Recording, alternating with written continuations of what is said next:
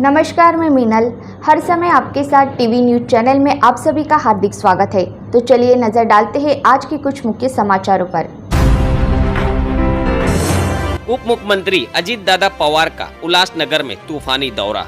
राकांपा नेता और उप मुख्यमंत्री अजीत दादा पवार 7 जनवरी को उल्लासनगर में राकांपा प्रदेश सचिव और पूर्व नगर सेवक भारत गंगोत्री के प्रयास से अजीत दादा पवार द्वारा प्रदान की गई 25 करोड़ की निधि से बनाए गए गार्डन व रास्तों का उद्घाटन उक्त अवसर पर पधारे उल्लासनगर 5 स्थित नेताजी चौक पर रविवार 7 जनवरी की दोपहर उप मुख्यमंत्री अजीत दादा पवार द्वारा स्वामी शांति प्रकाश गार्डन के विकास कार्यों का उद्घाटन किया। इसके बाद शहर के सबसे सुंदर पुष्प पवन गार्डन का उद्घाटन व लोकार्पण किया। साथ ही राकांपा मुख्यालय के कार्यकर्ताओं के साथ मिलकर कुर्ला कैंप स्थित शांति सागर होटल के पास शारदा सागर से चांदवानी चौक, राधा कृष्णा मंदिर से 5 दुकान, श्री पैलेस से गुरु नानक स्कूल, इन सभी रास्तों का 15 मिनट तक चलकर निरीक्षण किया। राकांपा प्रदेश महासचिव श्रीमती सोनिया धामी द्वारा उल्लासनगर की प्रमुख समस्याओं जैसे डंपिंग ग्राउंड, रास्ते, खड्डे, स्वच्छता, ट्रैफिक तथा लोगों के स्थलांतरण को रोकने के लिए उल्लासनगर को डी श्रेणी में शामिल किया जाना, इन सभी समस्याओं को उप मुख्यमंत्री अजीत दादा पवार के समक्ष रखा गया। तीसरी बार भी मोदी बनेंगे पीएम। उप मुख्यमंत्री अजीत दादा पवार ने किया दावा, देश का तेजी से हो रहा है विकास। उप मुख्यमंत्री अजीत दादा पवार ने एक बड़ी भीड़ को संबोधित करते हुए कहा कि विकास के मामले में प्रधानमंत्री नरेंद्र मोदी का कोई विकल्प नहीं है। मोदी के लगभग 10 वर्षों के शासन में देश का तेजी से विकास हुआ है, इसलिए आगामी लोकसभा चुनाव में जनता दिल खोलकर महायुति के प्रत्याशियों के समक्ष मतदान करेगी और मोदी को एक बार फिर प्रधानमंत्री बनाएगी। पवार ने उल्लासनगर में आयोजित पुष्प पवन बागीचे के लोकार्पण के बाद लोगों को संबोधित करते हुए कहा, अधिकारी यहाँ के लगे थे, सोनिया जी लगे थे कि दादा हमें टाइम दे दो, हम उल्लासनगर में आपको बुलाना चाहते हैं। एक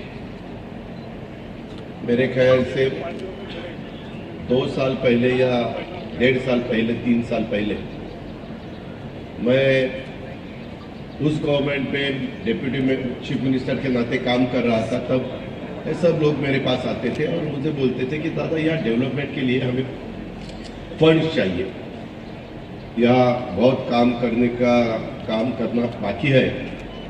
और ये 3 एमएलए करते हैं, एक तो गणपत जी गायकवाड़, दूसरा डॉक्टर बालाजी किनीकर जी और कुमार आइलान जी। अभी सोनिया जी ने बात करते वक्त कुछ ना कुछ इशू यहाँ रखे। मैं अभी गणपत जी के साथ और डॉक्टर बालाजी के साथ बात कर रहा था, उन्होंने भी बताया कि दादा ये बहुत कुछ इशू है। पहले तो आज अलग अलग काम देखने के लिए मैं उल्लासनगर में आया था। मैंने देखा यहाँ का गार्डन इतना कुछ बढ़िया गार्डन है, क्योंकि अपने पास ओपन स्पेस बहुत कम है, लेकिन जो भी है वहाँ अच्छे से अच्छे गार्डन करने का पूरी कोशिश हमारे भारत जी ने की है। काम पूरे हुए हैं, कुछ काम के लिए फंड्स भी चाहिए।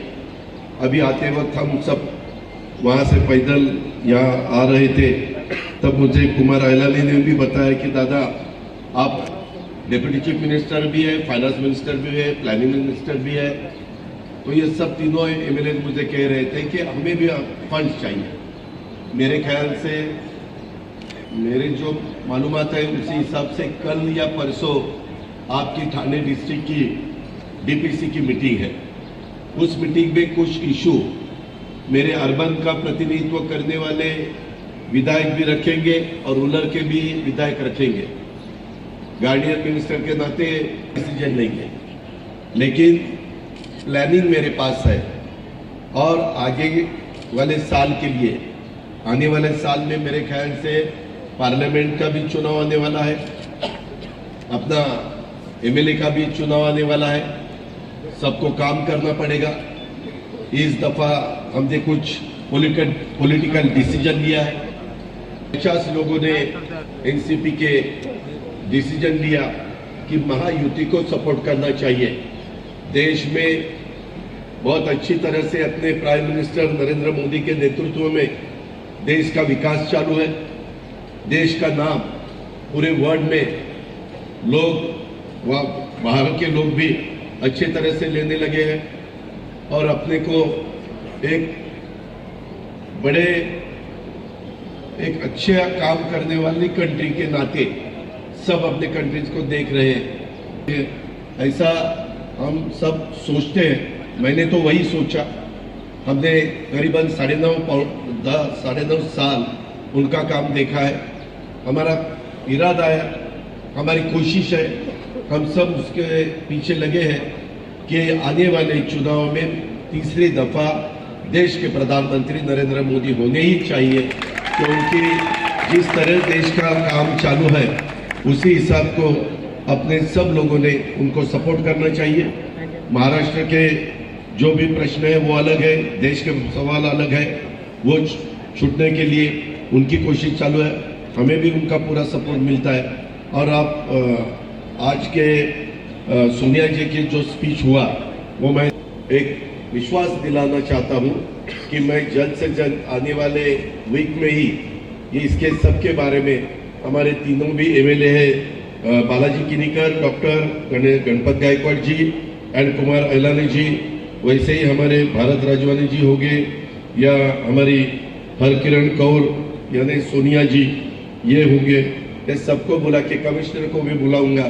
और आप यहाँ आए हैं अनिल डिकले को भी मैं कहूँगा कि उसके बारे में जो भी सवाल है इनके उसकी लिस्ट बना दो।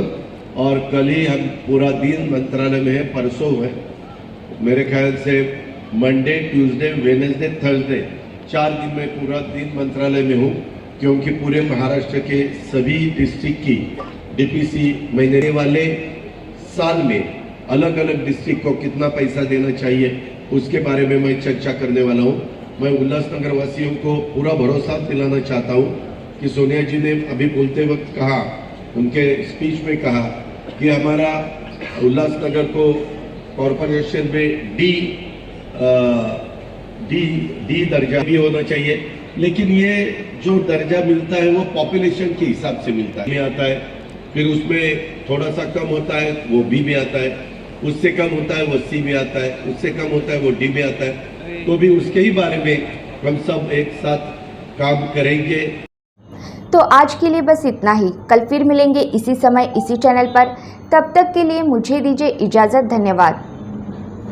हर समय आपके साथ टीवी न्यूज़ चैनल को सब्सक्राइब करना ना भूलें और बेल आइकॉन दबाएं ताकि हमारी खबरें सबसे पहले आप तक पहुँचे।